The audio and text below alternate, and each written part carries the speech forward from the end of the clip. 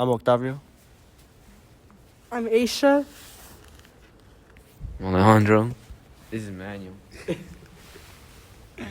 And we're going to be talking about the labor SQR3 notes. Does anyone want to start off? You're going.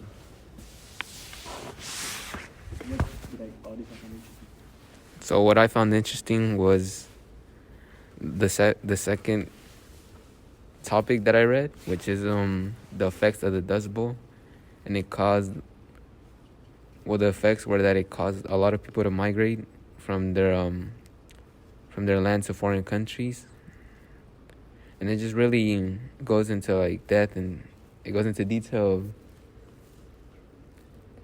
of interesting how it discusses how many farmers and agriculture workers were forced to hand over their land due to the drought, making their crops not grow, and they couldn't afford to keep their land anymore due to the fact that without crops means they couldn't earn money.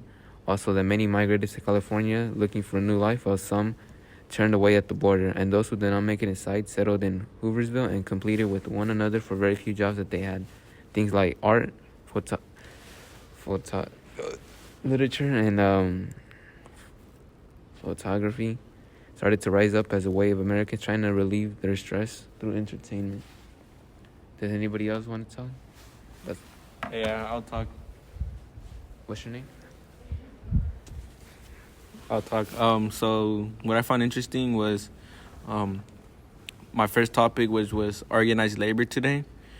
Something interesting I found was people who belong in the civil labor force are men and women, 16, who are working and or have a job. Also, what I found interesting was in my second topic, wages and disputes, was that if you're unskilled, semi-skilled, or skilled labor or professional labor, you get paid different. And also, they each have their own set of skills. Like unskilled people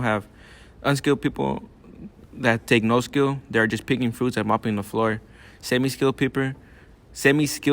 labor people require like mechanic. It has to do with cars or machines. Skilled labor workers are required with training and more education, which are carpenters, electricians, and people have to use tools. Professional labor people have high known knowledge and education, which this is managed skills, working as a teacher, lawyer, or other high skilled jobs. Does anyone else want to talk? I'll go. My boy Octavio wants to talk. I read the Corona Times to the 1930s and the labor since the 1930s. What I found interesting was that the skillful workers wanted to have a higher pay because they thought they were better than the other workers who were non-skillful. But when the employers wanted to hire someone, they saw that the non-skillful workers were willing to work at a lower price than what the skillful workers wanted. And then another thing is that there was two different types of unions, a craft and industrial union. And something that I actually found very interesting was the unions / the skillful workers would do with strikes, pickets, and boycotting when they wanted to have their way of higher pay. So they wanted to make sure they got what they asked for, which caused lockouts in companies to make sure they were managing all the workers and nothing was going wrong. But what ended up happening was that the unions would start fighting the striking workers would start fighting the company guards, which ended up in a massacre. Do you have something interesting? Yeah. So the section that I read was lower pay for women. And over time, women they had different income than men due to the qualities and skills that they didn't have.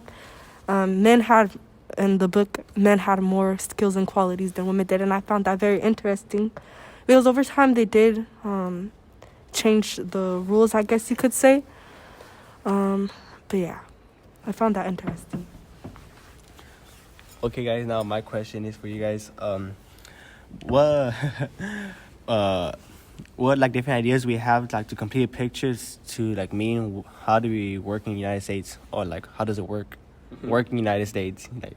Well, I feel like to what's the question again? Like create a complete picture Uh-huh. to like complete a picture of what it means to work in the United States. Well, I feel like what it is to work in the United States is that you have to have like a certain amount of skills.